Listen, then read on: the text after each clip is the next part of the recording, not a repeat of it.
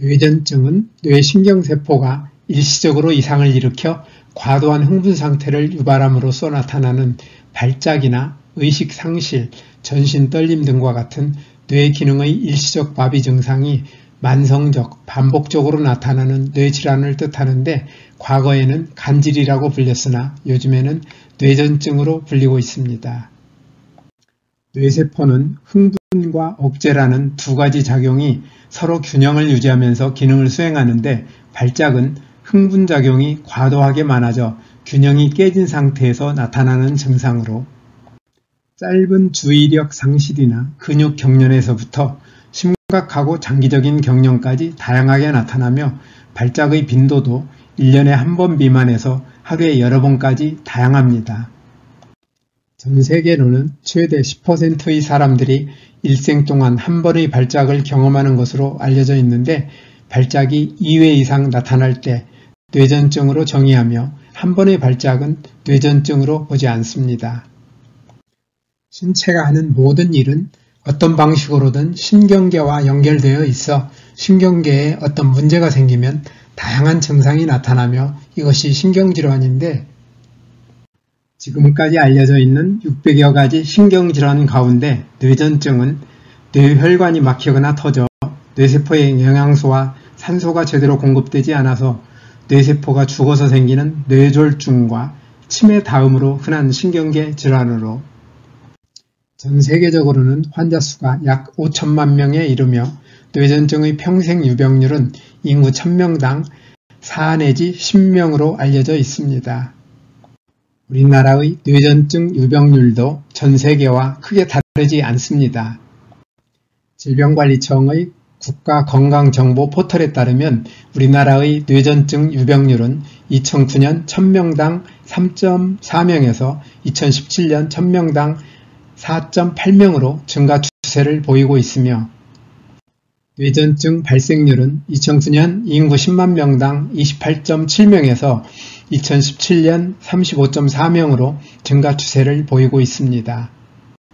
한편 뇌전증 유병률은 성별로는 남성이 조금 많으며 특히 50대 이상에서 유병률 격차가 커지는데 이는 남성에서 외상을 비롯한 뇌 손상이 잘 생기기 때문입니다. 또한 뇌전증의 연령별 발생률은 어린 연령대와 65에서 70세 이상 노인에서 높은 U자형이며 시간이 지날수록 노인층에서 발생률이 높아집니다. 우리나라 뇌전증 환자의 증가 현상은 건강보험심사평가원의 자료에서도 확인됩니다. 우리나라에서 뇌전증으로 진료를 받은 사람은 2018년 14만 6천 명에서 2023년 15만 6천 명으로 늘어났으며 파킨슨병이나 알츠하이머병으로 진료를 받은 사람보다 더 많습니다. 뇌전증 증상은 뇌의 어느 부분에서 장애가 처음 시작되고 얼마나 멀리 퍼지는지에 따라 의식상실이나 운동장애, 시각과 청각, 미각을 포함한 감각장애, 기분이나 인지기능의 장애 등 다양한 증상이 나타납니다. 발작 증상으로 뇌전증이 확인되었을 때 환자가 두려워하는 것은 발작의 재발인데 어떻게 발작의 재발을 막을 수 있을까요? 단 한 번 발작 후에 재발하지 않는 경우도 많지만 발작의 원인이 제거되지 않고 남아있다면 발작은 언제든지 재발할 수 있으며 특히 뇌파에서 발작파가 확인되거나 뇌 MRI에서 구조적 이상 소견이 관찰되거나 신경학적 결손이 있거나 뇌전증의 가족력이 있거나 첫 발작이 뇌전증 지속 상태로 나타난 경우처럼 재발 가능성이 높은 경우에는 치료를 하게 되는데 뇌전증 치료는 크게 약물 치료와 수술 및 기타 치료로 나뉘는데 약물 치료가 우선이며 기본적으로 이루어집니다. 먼저 약물 치료는 흥분작용이 과도하게 많아져 균형이 깨진 상태를 개선하기 위하여 항경련제를 사용하여 흥분성 신경세포를 억제하거나 흥분성 신경 전달을 약화시키거나 억제성 신경 전달을 강화하는 것입니다. 뇌전증 환자 10명 중 7, 8명은 약물 치료로 조절되는데 이 가운데 일부는 2에서 5년 정도의 약물 치료 후에 약을 끊어도 경련이 재발되지 않지만 일부는 약을 끊으면 경련이 재발하므로 오랜 기간 항경련제를 복용하며 약물로 뇌전증이 완전히 조절되지 않는 나머지 20-30%의 약물 저항성 뇌전증 환자는 수술 치료나 기타 치료 방법을 고려하게 됩니다. 다음으로 수술 치료는 대뇌에서 발작의 원인이 되는 부위를 찾아서 이를 절제하는 것이며 그 밖에 뇌를 자극해 뇌전증을 치료하는 대뇌 자극술과 탄수화물 공급을 제한하고 지방과 필수 단백질을 공급하는 케톤 생성 식이요법이 있습니다. 그런데 앞에서 간단히 설명드린 치료법으로 뇌전증은 잘 낫고 있을까요? 현재의 뇌전증 치료법들은 하나같이 뇌전증의 원인을 제거하여 낫는 방법이 아니고 뇌전증 환자에게 찾아오는 발작 현상을 일시적으로 막으려는 것으로 치료의 목적이 성공하여 일시적으로 발작 현상을 막을 수 있더라도 약물 복용과 같은 치료를 오랫동안 받아야 하기 때문에 약물 부작용을 포함한 치료의 각종 부작용으로 삶의 질이 떨어지며 골절이나 타박상과 같은 신체적 문제가 많고 불안이나 우울증과 같은 심리적 질환을 겪게 되며 조기 사망 위험이 최대 3배 더 높다고 합니다. 뇌전증으로 죽은 사람은 해마다 400에서 500명으로 적지 않은 수준을 유지하고 있었는데 2022년에는 620명으로 급증하였습니다. 앞에서 살펴본 뇌전증 치료의 현실을 감안할 때 약물 치료 후에 약을 끊어도 경련이 재발되지 않는 운 좋은 경우가 아니라면 일시적으로는 약물의 도움을 받더라도 뇌전증의 원인을 제거하여 뇌전증을 낫도록 노력하는 것이 현명합니다. 의학계는 뇌전증의 원인에 대해 구조적, 대사성, 유전성, 감염성, 면역성 원인이 있으며 환자의 절반 이상은 원인이 밝혀지지 않은 뇌전증이라는 입장인데 뇌전증의 원인을 제거하는 치료는 거의 이루어지지 않고 있습니다.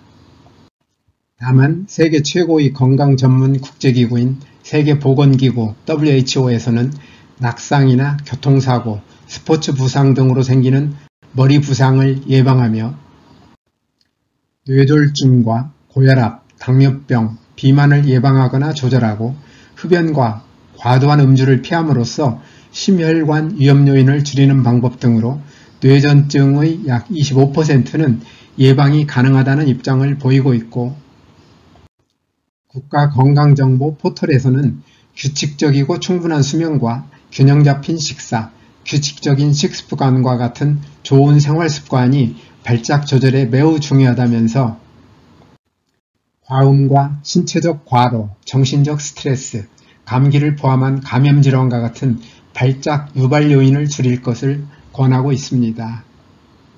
세계보건기구 WHO의 뇌전증 예방 방안과 질병관리청의 국가건강정보 포털의 권고사항을 따를 경우 뇌전증의 예방과 치유에 어느 정도 도움이 되겠지만 이 정도로는 뇌전증을 예방하고 치유하는 데는 한계가 있으며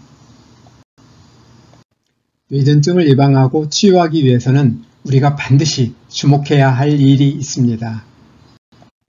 과학자들의 연구에 따르면 우리 몸의 세포들은 하나의 세포를 구성하고 있는 60억 개의 DNA 가운데 많게는 하루에 100만 개까지 손상되며 이렇게 손상된 DNA들이 복구되지 못하고 손상된 채 남아있게 된다면 DNA들이 손상된 유전자는 켜지지 않아서 이러한 세포들은 제 기능을 수행할 수 없게 되므로 모든 세포에서 손상된 DNA들을 모두 찾아낸 다음 같은 종류의 새 DNA로 바꿔줘야 하며 이러한 DNA 복구는 우리가 상상하기 어려울 만큼 복잡하고 어려운 일인데 어떻게 이런 신비스러운 일이 가능할까요? 손상된 DNA의 복구가 이루어지는 과정은 우리의 노력으로 이루어지는 일이 아니고 세포 속에 유전자 형태로 존재하는 전능지능이 필요할 때 필요한 유전자를 켜서 하는 일인데 저는 이러한 전능지능을 내 몸 안에 준비된 최고명이라 부릅니다. 그런데 DNA의 손상 정도와 손상된 DNA의 복구 정도는 우리의 생활 습관과 깊은 관계가 있음을 기억할 필요가 있습니다. 손상되는 DNA의 수는 우리가 좋은 생활 습관을 가지고 있으면 적어지지만 반대로 잘못된 생활 습관을 가지고 있으면 많아지며, 손상된 DNA의 복구는 우리가 좋은 생활 습관을 가지고 있으면 잘 되지만 반대로 잘못된 생활 습관을 가지고 있으면 잘 복구되기 어렵습니다. 만일 세포 안의 DNA들이 지나치게 많이 손상되거나 손상되는 세포들을 복구하는 유전자가 제 역할을 하지 못하여 원래대로 복구되지 못하는 세포가 많아지면 우리는 다양한 질병에 걸리는 것입니다. 뇌세포들도 크게 다르지 않습니다. 뇌세포들의 DNA를 많이 손상시키고 손상된 DNA 복구를 방해하는 잘못된 생활 습관을 고치지 않으면 뇌세포들은 독성 물질을 만나거나 영양이나 산소 부족, 스트레스 등 여러 이유로 많은 DNA들이 손상되고 손상된 DNA들의 복구는 잘 안되므로 정상적으로 기능하는 뇌세포들이 줄어들어 뇌세포의 기능이 약해지고 다양한 질병에 걸리게 됩니다. 뇌전증은 뇌세포들의 DNA들이 너무 많이 손상되고 손상된 DNA들이 잘 복구되지 않아서 이러한 뇌세포들의 흥분작용이 과도하게 많아져 흥분과 억제의 균형이 무너져서 나타나는 신경질환이므로 뇌전증을 예방하고 치유하기 위해서는 뇌세포의 유전자들이 많이 손상되지 않고 손상된 유전자가 잘 복구되며 유전자의 스위치를 적절히 켜주는 생활을 해야 하는데, 이러한 생활이 곧 내 몸 안의 최고 명의가 신바람나게 일할 수 있는 좋은 환경을 만들어주는 생활이며 이것이 바로 뉴스타트입니다. 뉴스타트 생활을 통하여 내 몸 안의 최고 명의가 신바람나게 일할 수 있는 좋은 환경을 만들어주면 뇌전증은 물론 최고 명의의 일을 방해하여 생긴 모든 질병은 예방되고 나을 것입니다. 뉴스타트 생활에서 특히 생명식에 있어서는 과일과 채소, 곡식을 포함한 식물성 음식을 골고루 통째로 충분히 먹는 것과 아울러 과잉 섭취할 경우 많은 문제를 일으키는 설탕을 포함하여 가공이나 정제된 나쁜 탄수화물, 포화지방과 트랜스지방, 소금과 알코올 섭취를 줄이는 것이 중요합니다. 이와 함께 소화기관 세포들의 DNA를 손상시키고 손상된 DNA의 복구를 방해하는 나쁜 식습관인 편식이나 과식, 간식, 폭식, 야식을 하지 않는 것도 중요합니다.